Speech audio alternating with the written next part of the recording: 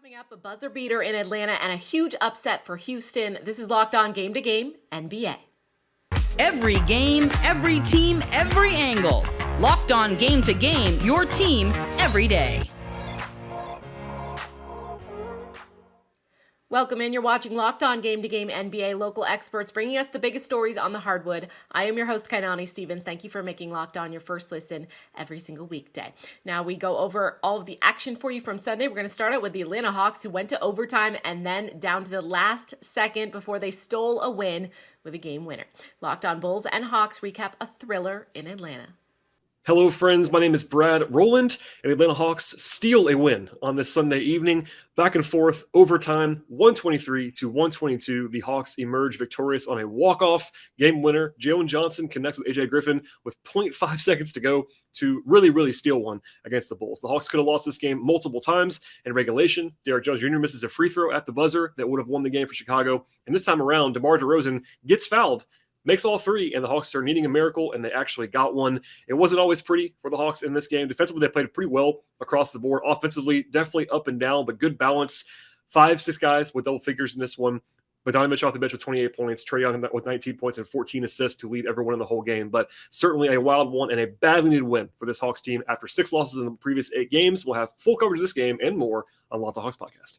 Chicago Bulls lose a heartbreaker to the Atlanta Hawks, 123-122. I'm Pat, the designer from Locked On Bulls. And I mean, listen, this game had ups, this game's had downs. DeMar DeRozan coming up with daggers at the end of the game for free throws to try and win this one in overtime, but just not enough as AJ Griffin hits a turnaround fadeaway shot over DJJ, who could have done a little bit better job on the inbound pass, in my opinion, to close out this game, man. And there were multiple opportunities for the Bulls to win this one. Zach LaVine with a little bit of a questionable shot selection going into that overtime. And I feel like, right, this is one of those games where even though it's the second of a back-to-back, you had an opportunity to come out of this one with a win. This would have been a big win to catapult you forward, but instead the Hawks able to sneak that one away. Me and Hayes will talk about it more over on Locked On Bulls tonight, so make sure that you get in tune with us on that as well.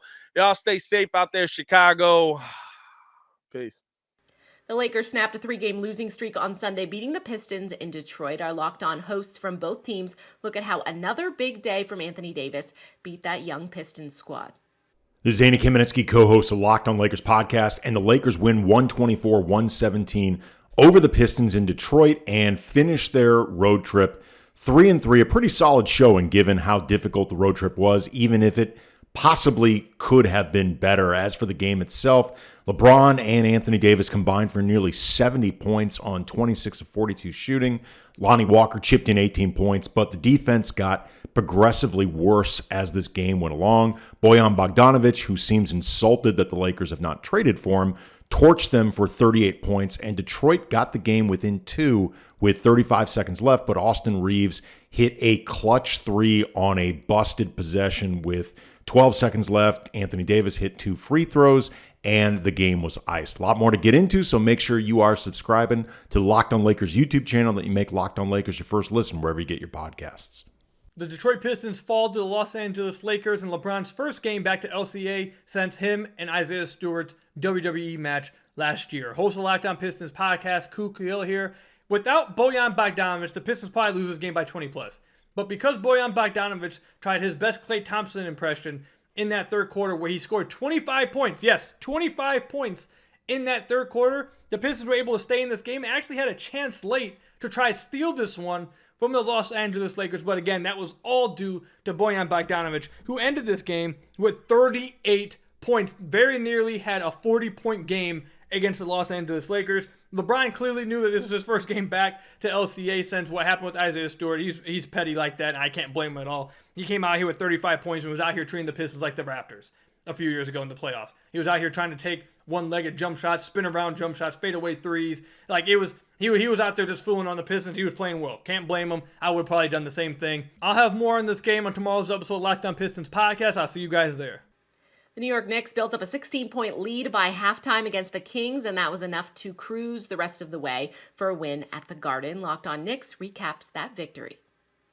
As far as 13-point blowouts go, the Knicks 112-99 win over the Kings was a bit of a roller coaster. Julius Randle comes out on fire, has double digits in the first quarter, 27 points in about 2.5 quarters, and then gets himself thrown out of the game.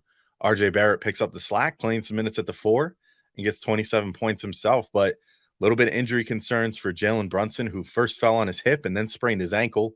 We'll have to see how that goes, because that could have some big implications for the Knicks if they're without their point guard. And then Mitchell Robinson comes up lame at one point, but goes on to have a pretty awesome game. So lots of emotional highs and lows in this one, but ultimately the 4th straight win for the New York Knicks. We'll have more about it on Locked On Knicks.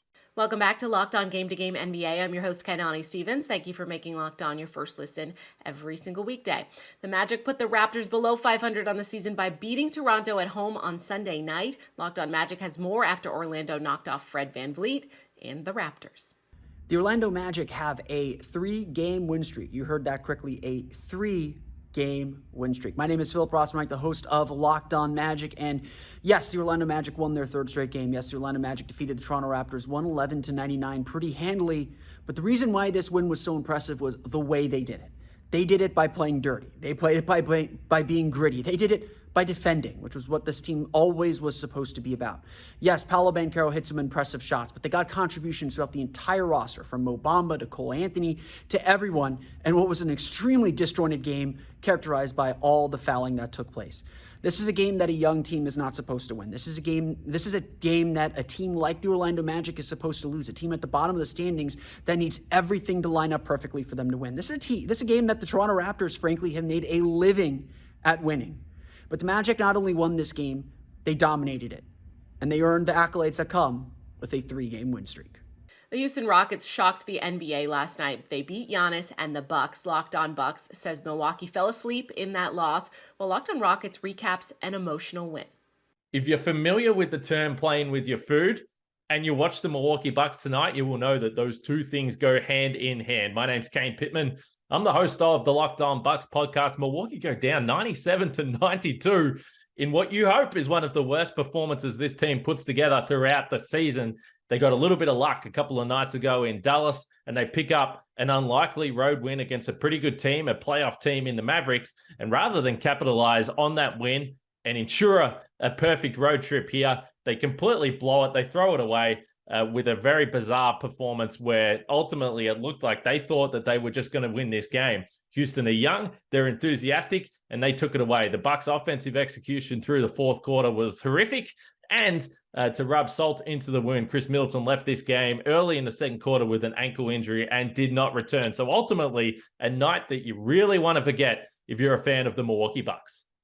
New Orleans more than a little thankful this season to have Zion Williamson back on the floor. Locked On Pelicans goes over a successful weekend against the Suns. MVP? After a dominant performance against the Suns, it's time to put Zion Williamson in the conversation. I'm Jake Madison, host of Locked On Pelicans and Locked On NBA. After a 2-0 weekend against the Suns, the New Orleans Pelicans sit atop the Western Conference and are looking to be legit title contenders. They're on a 7-game winning streak, and they're doing it without Brandon Ingram, who's out injured. And the reason they keep winning, Zion Williamson. It's time to start putting him into the MVP conversation. The Suns threw every type of coverage and player at him in an attempt to slow him down. None of it worked. 35, 8, and 3 assists. Simply dominant. Over his past 6 games, he's averaging 32.5 points, 7.8 rebounds, and over 5 assists, while shooting 68% from the field. And he's been great on defense, averaging over 3 stocks per game. He's back healthy, he's shaken off the early season rust, and no one has an answer for how to defend him. And if New Orleans keeps winning, don't be surprised if Zion is collecting trophies at the end of the year.